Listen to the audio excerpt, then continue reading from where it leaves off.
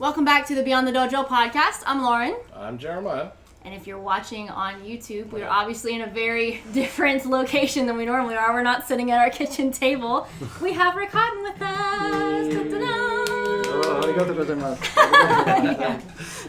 us. So let's preface a little bit of this and say that we came down here for the weekend and we actually got to stay in the sanctuary. It's a karate, I won't say karate only people, but more specific. It's pretty much, yeah. It's pretty much karate only, right? Yeah. Karate people come down and get to stay in Rick's sanctuary here and just have a great time. The landscape, the building, the way it's been designed. The cat. The cat. Everything about this, man, is definitely Rick Hotton. Oh. Yeah. And I think that is just amazing. Well, thank you. And I think a lot of people could really enjoy it. Oh. Thank you, Rick, for letting us stay. And it's my pleasure. Yeah, well, we wanted to have Rick on the podcast because we haven't had him yet. We've had a lot of requests to have you on here, by the way. So we wanted to talk a little bit about, could you tell us a little bit about, like, how you got started in karate and then, like, the early days of you training? Sure. Well, I guess I started in, maybe 1969, 69, 70, something like that. And I probably always had I remember my very first class I went and watched. Mm-hmm. And that's like emblazoned in my mind. And what it was people standing in ready stance. That was it. I walked in and there was a bunch of people in Chichidach. And even as a 12-year-old, 11 or 12-year-old, I was kind of blown away by the amount of dynamism I saw in stillness. Their eyes were straight, their composure was very clean, and it just I knew that they were very aware I was there without having to look at me, and I was like, oh, this is something different, something, that a quality here you can feel, and somehow even at 11 or 12 I somehow identified with that, and yeah, I just wanted to do that. It was just like one of those things you're like, more than anything in the world, I want that. And I think there's something kind of cool about that purity of approach, especially when you're young like that and you don't have any doubt. It's like you just own what you want, and I was blessed to identify with it right from the get-go. Were there a lot of kids in the dojo at the time? No, there were no children, and in fact, this was way before the people started having like the Karate Kid thing and all of that. So I sort of had to, in fact, I think I had to be a teenager, so I actually lied about my age. And I don't think I fooled anybody, so my sensei just sort of ignored me for a year. He'd go around, he'd correct people, he'd look at me and kind of smile and just keep moving. But through perseverance, I remember one day that we had a Sunday morning class that met at like 6 o'clock in the morning, and you had to be invited to it. Oh, okay. It was sort of an honor to be invited, and if you were invited, you better show up, because that would be a faux pas if you didn't. But I remember probably maybe 6 months into training, somebody came over and said, "You've been invited to train on Sunday mornings," and I was like, yes. So that was amazing. And what was cool about it, I remember, was being at that age, it was an environment that I was not treated like a child. I was like, what was expected of me was expected of everybody. Right. And I've tried to kind of run my dojo in that same way, whereas you just kind of create an environment that people just sort of, their personality adapts to that. No one is diminished. I would say it was strict, but there was also this quality of kind of unconditional love that was also, like, I always knew my sensei was conscientious and had my welfare in mind, like, was always his motive. Yeah. So, yeah. Did you train in just the one location, or did you train in other locations? No, we trained at, it was the YMCA Karate Club at the time, then the Southgate Community Center was the Sunday morning class. Then he was into running, so he ultimately became an ultramarathoner. So we would run the beach every Tuesday night, and we would run about maybe 3 miles and then train and then run 3 miles back. So it was pretty intense. And then that wasn't enough, so he said, we're going to start doing the beach run at 4 a.m. And I'm like, what? And he said, yeah, and I couldn't even drive then. He says, I tell you what, I'll be in the driveway with the car running at 4, you decide. Nice. And so, of course, being the kid that I was there at like, 3:50, and when he pulled up, I'm like, you're a little bit late, aren't you? Oh my God. But see, that was his way, he'd push and with the expectation that you would push back, that was his way as a sensei, Yeah. And it worked for me, so it was pretty cool. Yeah, neat. Yeah. Would you say that he had a big influence in the way you teach now? Well, the thing was, I guess probably for the first few years, so I inherited his school in 76, and probably for the first few years there, I modeled myself very much after his personality. And he was a pretty strict, I mean, he was the kind of guy you either loved him or you hated him. I mean, he was really very, very intense kind of man. But then I think as I just matured as a human, I kind of found my own rhythm, which is different. So like the folks that studied with me way back then might not know the same person that, you know. So you have to, it takes a while to get comfortable in your own skin, you know, and you figure out what works for you. Yeah. Pursuing progress too. I mean, that's a rare trait in some people, I think, when you, especially in a lot of cases in the karate community, but in general and in all kinds of arts, people will get stuck in the same thing. Whatever their teacher taught them, that's what they do, and they don't change from that. So I think a lot of the karate experiences, whether teaching or performing or just on your own personal journey, is to find that, your own personal journey. Right. And I'm a heretic in that regard, in that I'm always telling people, find your own karate, you know, like how do you liberate yourself from a construct and an institution and just find the celebration of your life. So I think you can use many vehicles to do that. I mean, you could be a guitar player and do that, but I think as martial artists, we should do that as our medium. Right. Yeah. Your original dojo, well, the dojo you trained in, were they like a JKA style dojo? Were they a specific association, or was it just kind of a group of people? It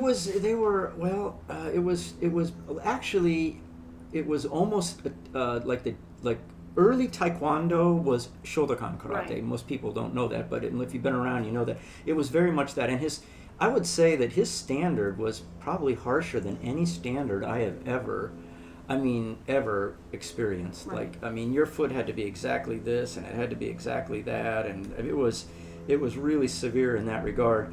When I inherited the dojo, what I noticed that was a lot of times, as dojo would go through different iterations of generation of the dojo, they would kind of dilute, and I was like, I do not want that to happen. So I want to bring it back more towards a more traditional approach. So that's when I read a lot of Funakashi's writing. I want to try to bring it back to what I felt was what I identified with what the essence of Shotokan karate was, which may even predate the JKA version of Shotokan. What is the spirit of Funakashi? So the idea was that the training methodologies might change, and there might be a sporting aspect, but at the heart of it was the spirit of this individual that had a vision, just like Ueshiba's Aikido or Kano's Judo or whatever. That's the thing you want to identify with, that essence, and then let everything kind of grow from there. So I made a point of trying to get around and train with people that I respected. So I trained with Richard Kim for quite a while, because I remember as a kid I would read, he wrote something called The Classical Man, like these essays in Black Belt magazine, and I remember I was always impressed with sort of the academic, philosophical approach to the martial arts, and I wanted to bring that more into my training.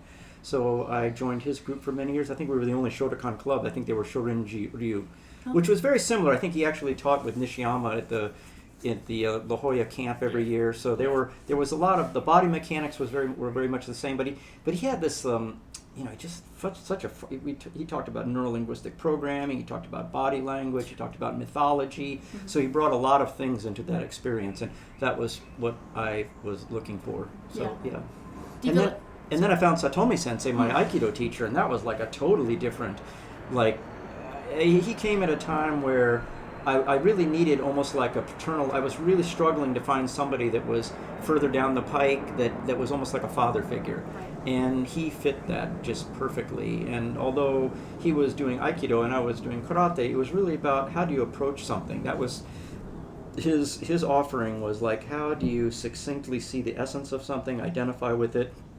So he's very zen, Satomi Sensei. I would go so far as to say he's been my best karate teacher. Yeah. And I always give him credit for that. Do you feel like that heading down that path was more because of your personality and something that you were looking for, or was it something distinct that happened that made you think, oh no, this is what I need to be searching Lauren, after? that's actually a very interesting question. I think it's sometimes just a combination of stuff. Okay. Even the zeitgeist of the time. So this is like the 70s. And so there was, like Kung Fu was on TV. There was Alan Watts. There was a lot of books about Zen and that kind of thing. So it was sort of the culture of the time to look beyond the concretized things that we see in the more of a spiritual existence. So the hippie movement was probably a part of that. I think also I was always sort of a right hemispheric artistic person, and I think Satomi Sensei is even more in that neck of the woods. I've learned to almost dissect perception in terms of how people filter reality, whether they look at it through discrete units, sort of the left hemisphere and the problem-solving linear world, or this sort of muse of everything is everything, kind of the poetry and the thing you have to sort of syncopate and dance with. So my martial art has kind of pulled me further in that direction. It's very, very experiential. Yep. It's funny to me because you call yourself right brain, but you were a math teacher, which is very left brain. So how do you feel like you reconcile the two? Like, were you just really, really good at math, or was there something? Was there a different approach? Multiple personality disorder. You're not described. Do you feel like you were able to equally use? Well, like, I think your... you know, Carl Jung said the best scenario is when those two things are in balance. Right. So, I mean, you do need, I mean, there's a reason why you have this analytical part of your brain, because it gets you through life. How do you build a shelter? How do you throw a spear at a buffalo? I mean, how do you do stuff? And but I think you got to be careful that it doesn't detach you from the mystery and the sort of meta-narrative that's going on. Yeah. So Jung, I think said that that's really what you want, is somehow those two things to find a balance. So maybe the math was an attempt to kind of find that, you know, some foothold, because the other, you're adrift, really, you know. Yeah. Yeah. Gotcha. It's cool. Yeah. So the other day we were talking, and you were talking about how you look at karate masters in a different perspective than most people. Yeah. And I'd love for you to just reiterate that again, how we as a karate group or people or individuals seem to kind of make them as if they walk on water and these demigods. And I can't really remember how you said it, but it was like they're masters in their own sense. Yeah. Well, sometimes people will say, you know, so and so, you know, these top 5 technical karate masters or whatever. And I always am taken aback by that, because since I've traveled around, you know, I've met some just really amazing people. And amazing in all aspects of their life, which I would argue is not really a detachment from your martial art. I don't think you're a martial artist here and then you're a computer scientist over there. It's all sort of the muse of your humanity. So when you look at it from that lens, I'm just blown away at the quality of people I meet. Of course, they're all excited to meet me, but I'm humbled. I'm like, oh my God, these people are amazing. And their karate is also amazing, because it's an outgrowth of their humanity. So I think that, you know, that's why I've never been a big fan of sport martial art, because there's really no comparison between you or me. It's like, how do you fulfill the authenticity of your life? Like, that is, I think, a much more noble pursuit. And when I meet these folks, I'm like, wow, you know, it's like for example, like we were talking the other day, that say, like, I did train some with Nishiyama Sensei, and like his karate was way different than, say, Asai Sensei's karate, even though both were born from the Shotokan. But Asai had this very robust, almost characteresque whipping kind of freeness that was its own genius. And Nishiyama, maybe even based on his body type or his perceptions, it was like this reductionist approach. Everything was like super efficient and like all as a unit. And there's like, whoa, that's like amazing. And what you're witnessing is just a lifetime of somebody's authentic, sincere investigation. You cannot discredit that, and you can't really compare the two. I mean, it's just like, so I love Funakashi's idea that fifth dan is the highest level, because at that level there's no comparison to be made. It's like, oh, you have a beautiful element of your karate, let's talk about that, and vice versa. I think that's the way. No one arrives. There is no mastery. You know, it's the humble putting down of your foot every day for decades that defines your journey. And I think that's the thing that we should all honor in one another. And I think that comes back to things like the Dojo Kun. We say respect and character and sincerity. I mean, if you get that, then you start to embody those things. So, you know. Yeah, I love that. I love the fact that's hopefully that's where we as a community are moving towards, is the idea that the acceptance that everybody's karate isn't exactly the same. Yeah. But doesn't take away from what they can do. Yeah. You know, and I just feel like we coming from the 80s and 70s and sport karate, where everything had to be a certain way for you to even have any validity. Yeah. And I just, you know, it's unfortunate that so many karateka have gone through that and are still stuck there. Yeah. And you'll hear, you know, like you'll listen, you'll go and somebody will tell you to do it one way, and they have a reasonable argument in that regard. And you're like, yeah, that makes a lot of sense. And then later you'll train with somebody else and they have almost the complete opposite, and they have a pretty reasonable argument for doing it that way as well. So, you know, you can't really necessarily say one way is better than the other. I think I try to learn as much as I can and let my body sort of filter that out and still be my own biggest critic. Yeah. Like the only problem with a really postmodern approach is that you kind of rest on your laurels. I do not do that. Like, if there's anybody that's aware of whatever shortcomings I have, I'm the one that's most aware of that. Right. And I'm going to work on I'm going to shore up my weakest link. I think you owe it to yourself to do that. But when it's all said and done, I mean, Jeremiah is a individual, autonomous, amazing thing, and we all are. So that's, I think, how you have to approach your martial art. I agree, and hopefully that our listeners can embody that too, because that's our goal as a community, our dojo community, our karate community, is to see that more of the artist aspect of martial arts than just the pure martial, like absolute black and white approach. And I think also it's like, I extrapolate, like, if the world ran like a good dojo, we probably wouldn't have a lot of problems, right? That's true. Seriously, like in our dojo, like if somebody drops $100 bill, somebody comes out and says, hey, somebody dropped $100 bill, or if somebody's moving, and we all get together and we help them move. Right. I mean, so if you just take like this way of being and just say, if I want the world to be this way, then I'm going to create this thing in myself and in my community, and hopefully that'll be a reflection of what, the resonance of the world should be. Yeah. All right. That was just to kind of build on that. We talked about that the other day as well. Yeah. Is this idea that sometimes the dojo is the only place a person has to go. Like sometimes that's a safe place. Yeah. Do you feel like even that idea is something that developed in time with you as well? Like as you saw like that need for that in the karate community? Yeah. So I think So what I noticed when I ran my dojo was there was always this prevalent vibe that just felt good. It was like you create an environment where it's kind of allows people to kind of come to fruition. I would say it's strict. Don't get me wrong, it's strict, but there's this unconditional acceptance. Like whatever baggage, whatever your prior life was, this is anew. When you walk into a dojo, that's the climate that you're creating, and if you do it right, it's like good things are just bound to happen, So the reason I started Sunday Morning Keiko, the community, the broader community, was because I recognized this was a very integral part of what the karate experience was. This was the thing that was really, truly causing people to go through some sort of transformation. And I noticed that like a lot of times when I would go places, one organization would host you, but they couldn't really interact with those guys because there was this sort of political friction maybe between them. And I'm like, that shouldn't be. I mean, there's that vibe of acceptance and honoring one another should be like broad-based, And so starting the community was an attempt to take that thing that I felt the dojo's real essential offering was and extrapolate that into a worldwide community. Right. Yeah.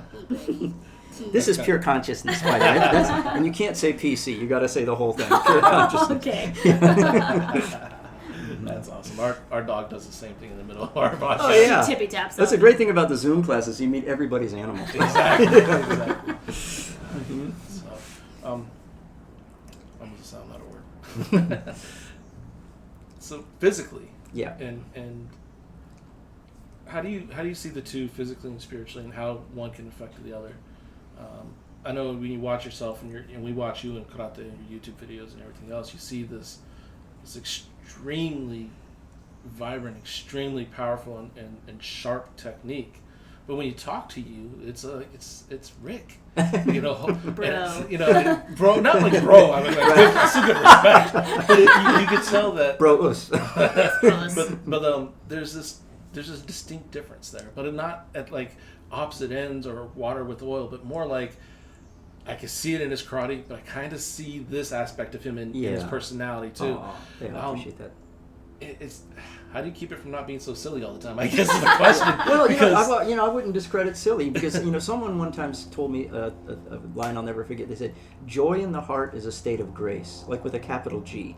Like to be really alive and happy and joyful to be alive. There's probably no better testament and a way of honoring your existence to be that way.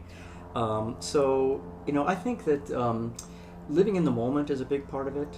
I think and I would even go so far as to say physically, in a technical level, relaxation is a big part of living in the moment. Like if I want my karate to be really spontaneous, my body has to be available, and for my body to be available, it has to be structured in a way where it's compliant. So sometimes people think of the word relaxation as just like something that's, the opposite of tension. But if you really think about it, relaxation is kind of like connecting to the moment. It's like a deliberate easing into everything, physically and metaphysically. So the fact that, you might have really fast, snappy karate is because of that relaxation. The feeling that you can just, sit and joyfully experience a day is really the same medium. You follow that there's a common thing going on there. Absolutely. I mean, on the outside they may seem dissimilar, but they really aren't. Yeah. So, Mm-hmm. yeah, it's very impressive. I remember the first time I ever seen you. We were at a seminar. Sean and I went to an Orlando seminar, and he sees you and he's like, "Oh, I got to train with that guy." I see you, I'm like, he seems kind of intense. I don't know if I did that. People are like, he's really intense. And then I like moonwalk for him. And then, and that was, I guess, the biggest moment for me to understand what you were about. Well, you don't want any affect. I think a big part of karate is authenticity, presenting yourself honestly. So, one of the things that I've struggled with in the martial art world is this sort of the guru the people that present themselves as the guru. My objective is for everyone to be their own guru. Mm-hmm. Like you don't find your salvation through the institution. You find your salvation through your own direct connection. Mm-hmm. You have to place yourself in that space to make that happen. Absolutely. So, yeah. That's cool. Kind of dialing that back to something you mentioned earlier. When it comes to, let's say maybe just technical development of a karateka, when someone is coming from Q rank and they're moving up and they're going into Dan ranks, at what point do you feel like that individuality can start to blossom? Do you feel like it should happen at white belt, or should it be something that maybe they should go through a standardization first before you have that chance? How do you feel? Yeah, so I've had this argument, the conversation, I'll say, with Satomi Sensei a lot, because he's like no more form. He always says no more form. Mm-hmm. And Aikido is, at least the way Satomi Sensei's ASU people, they present it, they kind of go for the master level technique right from the get-go. Mm-hmm. Like, I think when Melissa Bell Sensei, she was a Nidan when she first came to karate and started studying with me, she goes, "Oh my God, you actually tell people like where to put their foot." I'm like, "Your sensei never told you where to put your foot?" "Oh, no, we don't talk like that." Almost like it was a sin or something. It's like what you want to do is you just want to feel the essence of the movement right from the get-go. And I was a little flabbergasted. I'm like, wow, really? And it's interesting. It's kind of maybe more of a Zen way of teaching, because it really requires that you get astute at perceiving. Like, you have to know what you're looking at, and so you recognize that no one's going to lead you, no one's going to lead the horse to water. You need to recognize what you're seeing with more clarity every time to identify with what is happening, and then try to embody that. So that's sort of the Aiki way of doing it. I would say karate is a little more methodical in its approach. We know, everyone knows Zen Kutsudachi is 60% on the front leg, and, well, roughly, depending on how you're applying it. But I would argue that at some point. But the idea is, I think you do need a doorway in. You need a basic technique. But I think right from the get-go, I think elements like acceptance, getting a person in an environment where they're able to grow, on a subconscious level, helps them understand that they're there to find themselves. And that, I would say, is a spiritual approach, and that is a very almost esoteric approach. And if you can just kind of create that in the beginning, whether they're aware of it or not, that's the frame of mind they're in. Yeah. So do you feel like just creating that welcoming environment, even if you're a dojo that is a bit more standardized in the approach, do you feel like that's a way to reconcile? If you're not, you've been doing this for a long time, so you kind of know how to guide these people along. Do you feel like that would be, if the people in the Sunday Morning Keiko community are trying to build dojos that are similar in nature to yours? So what we're asking is, as young teachers and trying to move our students forward, what kind of advice would you give us to encompass your idea of the whole community and spirituality and karate and how to do that? Because a lot of times you'll see guys and they go, we're taking a spiritual approach, and it's like there's no spirit there at all. It's all hoopla and rah kind of stuff, and it's not authentic or genuine. And I will say too, you want to be careful, because you don't want to give them your experience either. That's the thing. I mean, like if I get all jazzed up about the spiritual epiphanies that I seem to stumble across here and there, and I want everyone to know that, but you got to recognize that everyone's on their own journey. So people come to a dojo, like I remember when I ran my dojo, but and I had hundreds of students. I mean, some people would be there because someone cut them off on the road, and they didn't want to feel that disempowerment where somebody was threatening them. I mean, that was why they were there. And somebody else was there because they were overcoming some physical disability, and that was their reason for training. And somebody else over here was they wanted the community in the sense. So you have to recognize that people come for a variety of reasons. But I think having an environment that has a level of positivity, that whatever those reasons are, they are able to find some goodness and wrap it around their soul in this experience. I think a lot of it has to do with being fully present. I'm really intrigued, like we were talking earlier, like what are you thinking about in your karate and that sort of thing. And one of the things for me has been, like I think of technique as sort of the periphery of my martial art. It's sort of how I approach it. You come to a dojo and you articulate the various movements, and that allows you to participate in the class. And then as you become more steeped in that, you start to feel, well, it's really not my arm, it's my core throwing the technique. I'm really, it's so then you start honing in on different principles. So, that's more, I'm getting closer to the source. Like, it's not the leaves of the tree, now it's the branches of the tree. And then it's like, well, what is, if I can go a little further, like what is it that I'm really reaching for? And I think for me, it's like really living in the moment, like ichigo ichi, like one life, one moment.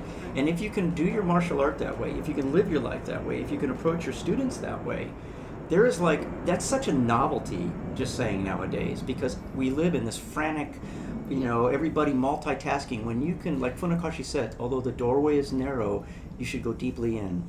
Like sometimes you have to slow down to be up to speed. Sometimes you have to be fully present with people. And there's something in our being that recognizes when that's happening, Yeah. So there's this element of sincerity and authenticity. Yeah. Side note, I love the fact that you call the Sunday morning keiko a group and not an organization. Oh yeah. I love that. Yeah.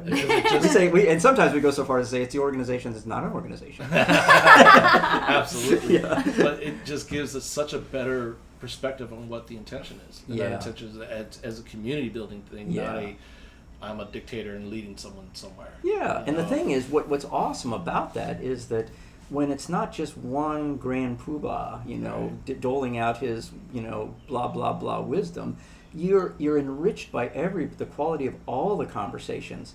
It's like you tap into everybody's life experience as something that you honor and give attention to, and that fuels. I know some people have been attracted to Sunday Morning Keiko maybe via the YouTube channel, but I don't want to be perceived as anything more than a fellow member of the community.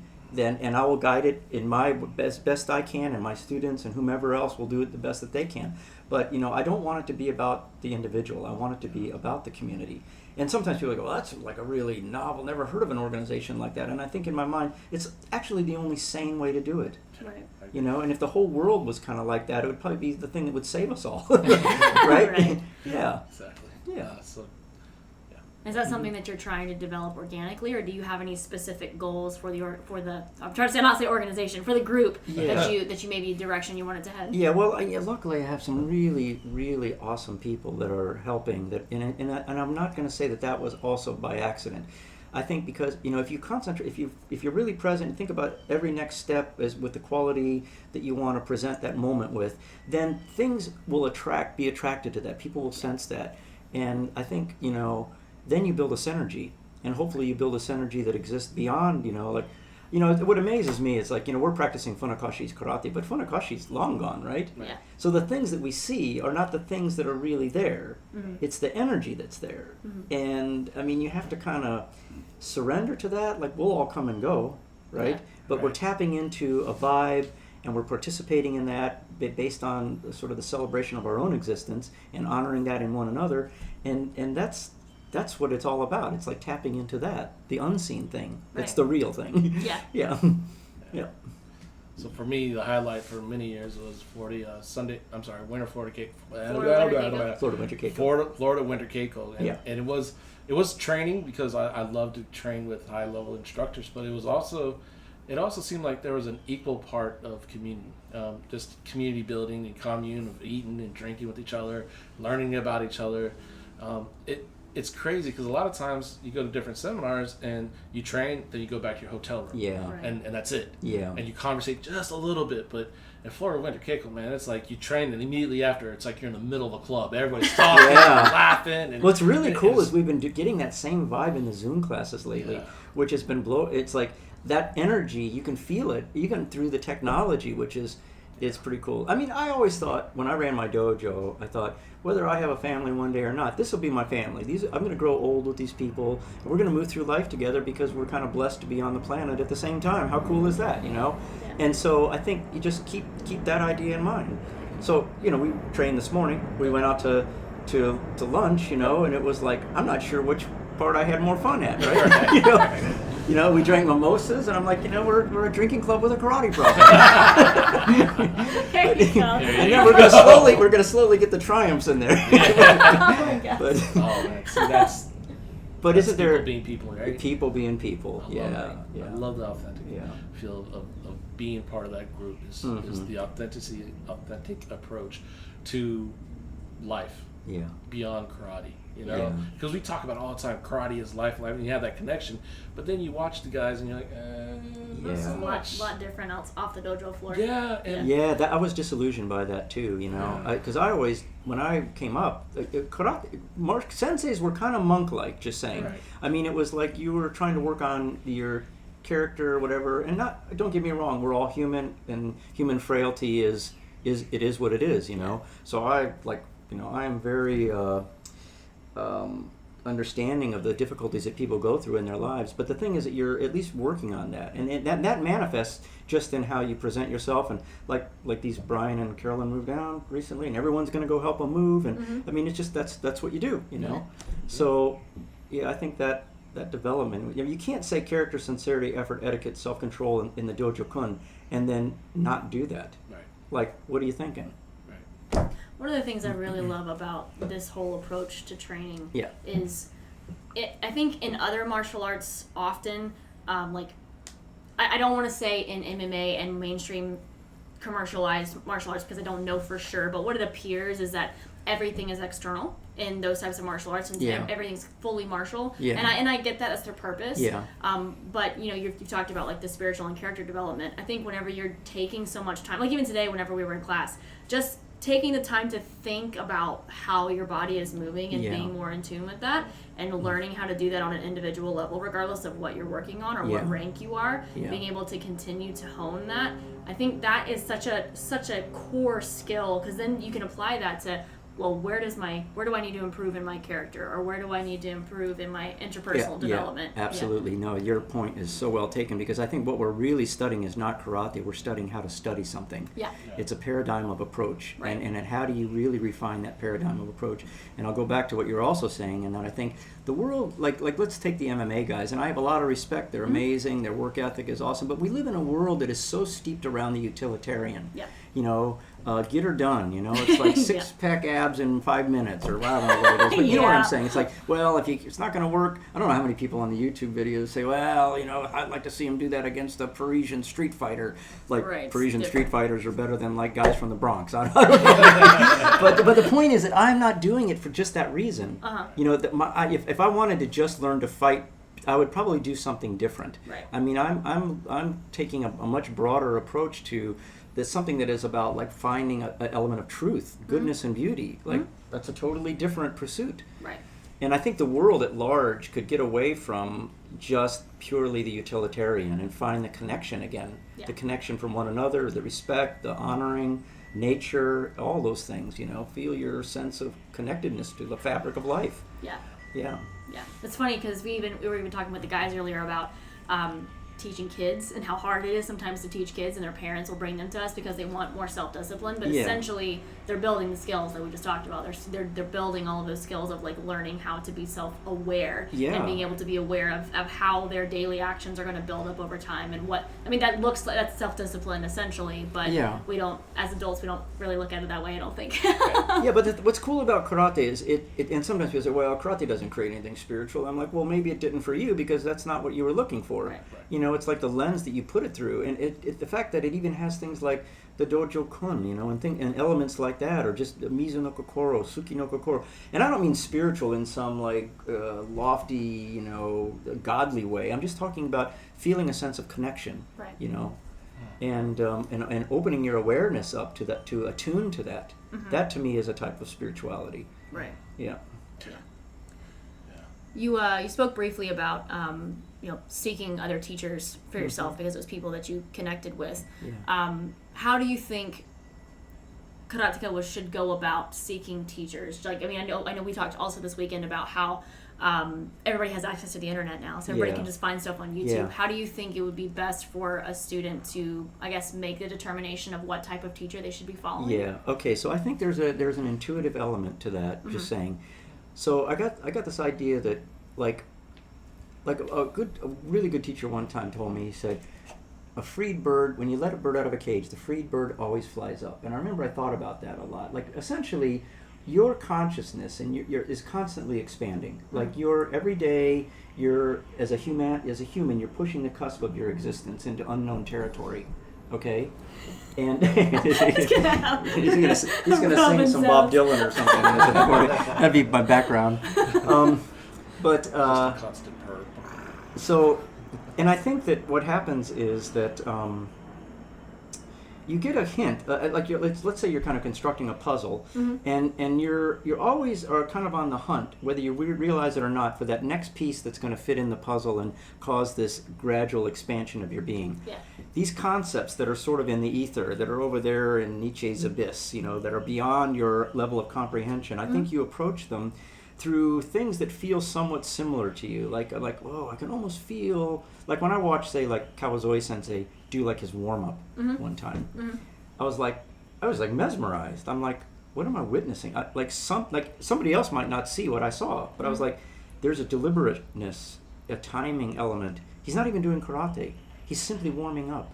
But I can sense his attunement to his body. I can feel that, Yeah. And it's like I was probably like right at the edge of wanting that deliberation in my karate, and I just recognized somebody that was just a little bit in the abyss, and so my intuition caused me to attract to that, and then you reel that in, right? And so I think that's how you should do it. And I will also say, maybe the universe conspires a little bit, like Satomi Sensei coming down the pike at just the right time for me. I'm not sure how that really happened. Yeah. But I'm not going to put it against the fact that, some energetic, it just happened. Yeah. Right? And yeah, I knew what I was looking at. Yeah. Mm-hmm. So, yeah, we train our sensei. It's a very big influence on us, but I think at the same time he's a big influence on us because he encourages us to do exactly what you said. Yeah. And that is to go out and train with other people. Yeah. And he emphasizes the fact that to just be a student of one person is going to limit your abilities and your understanding of karate. Mm-hmm. And it's cool because we have the privilege of having, in my opinion, two people at almost the same spot, but from different ends of the world, in a sense. The way they got there and what they see is completely different. But if you talk to each of them, you and Steve, you hear and understand that you guys are closely related in your perspective, in your approach, and sincerity. Obviously the outward look and the personality is different. Yeah. But you could tell. Yeah. It's the kindred spirits in a sense. Oh yeah, he's amazing. I mean, there's nobody that does Steve Ubel better than Steve Ubel. And I would say that's all our objectives. Right. No one wants to do Jeremiah better than Jeremiah. Right. No one does Rick Hotton better than Rick Hotton. Yeah. Right. Let's make sure we understand that. Yeah. That to me is the essence of the martial arts, is that to recognize that both of y'all are different, but at the same time, both of y'all have reached a level that is like. Well, see, I would go so far as to say that is self-defense. Like, people talk self-defense like it's something's going to happen in the alley behind the dojo after class. But I would say self-defense is getting to the end of your life and having become everything that you could possibly become. There is no better defense of the self than that, to live to your fullest potential. So, I think, Absolutely. And that's the thing, right? We're all trying to strive for, is to reach our potential. Most of it told all our lives that we had this great potential. but then they never really show us how to get there. Yeah. It's like, you got this great. Yeah, show me. Yeah. Crickets, right? Crickets.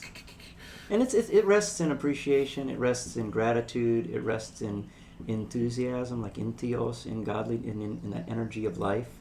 I think, how you just approach your day, that can make a huge difference in the enrichment of your experience. Well, all right. Main question, Lauren. What you been working on, girl? Right. So I am, speaking about technical things and not spiritual things, I'm working on, well, I guess it could be spiritual because I feel like I'm dying inside. The end of Conquer Show, I'm working on, one of the things that I try to do with my karate is I can appreciate athleticism, but instead of doing the more tournament style stuff, I want to kind of dial it back into what maybe, like you talked about, more similar to what Futokoshi taught, more similar to what the originators of Shotokan taught. So one of the things I've been doing in kata is kind of dialing that back in, but also working on technical aspects. So at the end of Conquer Show, when you get into, as Sam Young put it, the dab to the sky, the turn and sweeping block, timing that well so that if it was applied, that whenever you do the crescent kick that you would actually hit the opponent, but then also not jumping, instead doing that as staying low and turning and dropping. And when you've been practicing one way for so long and you've been ingrained in that tournament style jump, it's really the hard. Spectacular thing, Exactly. It's so hard to not do that. So I've been working on that for a couple of months. That's awesome. So that's what I'm working on right that's now. Awesome. That jump. So I feel like that right there is an expression of spiritualism because it's a couple month endeavor, right? And you're trying to get this thing, but I don't feel bad about it. I enjoy doing it. I specifically enjoyed, even though I'm doing the same move over and over again, being able to see the progression and being able to see the changes and stuff. It's really fun. The beautiful thing about karate is the physical helps the spiritual. The spiritual hits the physical. Yeah. It's all there. And you don't need sensationalism to make it amazing. Like I remember when I watched Mikami Sensei, I went to Mikami Sensei's dojo in Old Metairie around New Orleans, and it was like 30 people all stepping in Zen Kutsudachi, and it looked like Zen Kutsudachi like I'd always seen. And then somewhere in there, he stepped in Zen Kutsudachi, and I'm like, holy crap, that is different, And it wasn't like a big jump from Unsu. It was just he stepped in a way that you just felt it all connect, you know. Yeah, so that's where the beauty lies, right? You don't need crazy jumps to make it amazing. Exactly. Yeah. Right. So what are you working on? Well, a couple things, because my mind's starting to go that way.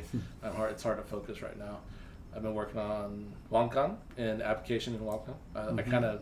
I dig the application stuff, so I just been working on that. And then the next thing is I started with Jian. Just working on performing the techniques more efficiently and really getting that down, because I feel like that kata is beautiful and powerful, but at the same time it's given it a cold shoulder by the rest of the community. It's sort of like the lost cousin. It is, right? And some people know it and they're like, the people that know it love it. The ones that don't, like, what is that? That's fantastic. Yeah, I love that kata. It's a beautiful kata. It's good. Especially spinning movements and that sort of thing. If it's doable by me, I don't want to jump and land on my wrist or break my wrist or anything else. I love that. And I quit. I tend to step away from things that I work on a long time, because then I get so fixated on that little thing that I never see any improvement. Like side snapping. I've given up on that because I'm like, I need to stop stabbing myself in the eye where my knee is and how my foot's going out. Even though I know there's a correct and safe way to do it, I just have to give myself a breather. And what I find with that is that when I come back to work on it, the things I tried to get before, I just naturally do. It's like it's been somehow subconsciously just given to me, So, yay. So I got a whole new can of worms to work on. No, that's awesome. Yeah. And Rick? Yeah, well, my jag for the last couple of years, I think, and has been freedom of movement has been a thing for me. I think that we learn a language of shapes to communicate a principle, but once you kind of own that and realize that in your core, then you want to kind of liberate yourself and opt for freedom of movement, because freedom of movement lends itself much greater for elements of spontaneity. I mean, nothing has to conform around. I mean, you could just your body is seamlessly connected with what is going on. So I am not super concerned about perfect, my kata being exactly like when I watch beautiful kata, I'd say done in tournament competition, and I admire the athleticism, but it looks very in your head, like I'm trying to make exactly the perfect position, and I'm kind of, it's done with a lot of self-consciousness. When I would say at some point you're not even, it's not like you're playing the scales, you're playing music. You're doing something that's just emanating from you as a way of almost channeling energy. And so feeling that energy kind of go through your body, you know, like I love, for example, like the Goju guys, when they do kata, for instance, they don't always necessarily worry about landing on the same spot, because it doesn't matter if you land on the same spot. You know what I'm saying? I mean, but that feeling, that visceral feeling of connecting to everything you're doing and feeling that intimacy. So I'd say a big part of karate training is like this body awareness. Like if you take that to the nth degree, you can feel, you know, it's not just your hip rotating, it's every little micro muscle firing in a succession. And that creates like a vibrancy in your being where you can almost channel energy. If you watch like a Sai Sensei's karate, you can say, well, he's kind of sticking his rear end out a little bit there and his foot's not right there. But I don't see that. I see amazing energy transferring. You can just feel it. It's like it's a fire-breathing animal happening in his body. And that's sort of what I want. I want that freedom and liberation from the form to sort of transcend that and be able to move fluidly. So, yeah. Absolutely. Yeah, so it's obvious that we're still too much in our head. We're talking about these minute little positions, and Rick's like, just Rick's move. like fire-breathing animal. Just move. Have another mimosa. Yeah, so that's the encouraging part for guys that have been training for a long time. You know, we get this mundane routine of, I can't get much better. This is what I got. Right? I encourage people to find people that influence you. And maybe not in the same approach as you. You know, distinctly different. But I can see something about that can influence you. You know, I think every day is like Phoenix rising up from the ashes. Every day reinvent yourself. Like I would like for us to have this conversation 10 years from now, for me to say, what the hell is that guy talking about? You know? I mean, literally. I mean, and that would be a good metric that you would because you don't want to get stuck. You know, you want you're on a life journey, and so every step should be unique. Absolutely. Yeah. It's that young thing he's just speaking about, where the spiritual and the physical kind of overlap, and you get this balance. I feel like we're so fortunate in our training because we have that. We have these influences, and if we just listen to ourselves, we'll be able to balance that within ourselves. Right. And then all of a sudden, our karate is not Rick's karate or Steve's karate; it's our karate, and I'd love to have that ownership. Because Bruce Lee, I was not a huge Bruce Lee fan, but he said something is no knowledge but self-knowledge. You know, it's those realizations when you just get it. You know, then when you gain ownership like that, and that can come sometime at the strangest moments. Not the sensei necessarily saying, you know, move from your center. It might be you in your backyard with the moon and the wind on your skin, and you're training. All of a sudden, one technique felt just a little different than the last. It's like, what was that? You know. There's a magic there, right? Yeah. Absolutely. We all have experienced that. If you train any time sincerely. Pay attention. Pay attention to yourself. Absolutely. Well, Rick, that was awesome. Once again, for those who like to travel, especially to Florida, South Florida, come to the Sanctuary. Amazing property. Beautiful house. And if you know Rick Sensei anything at all, you know how he has a great artistic eye. And the way he is just... can't think of the word. Turn this into a sanctuary? Absolutely. I mean, because it's South Florida, right? And we're in the middle of, like, you know, cookie-cutter neighborhoods, and everybody's the same. And you literally, when you walk in this yard, you feel like you're in the middle of the woods. Like there's nobody else around. And you hit it, man. You hit it out the park, bro. Also, make sure you follow Sunday Morning Keiko on Facebook and Instagram, and also follow Rick Stuff. Your YouTube page is called Shotokan Karate, right? Yeah. You guys, man, you guys lucked out getting that name. I guess you could call it whatever. Awesome. I thought it was no, it's All right, well, thank you so much, Rick. It's my pleasure, you guys. You're awesome. Thank you for coming. Awesome. Bye. Bye.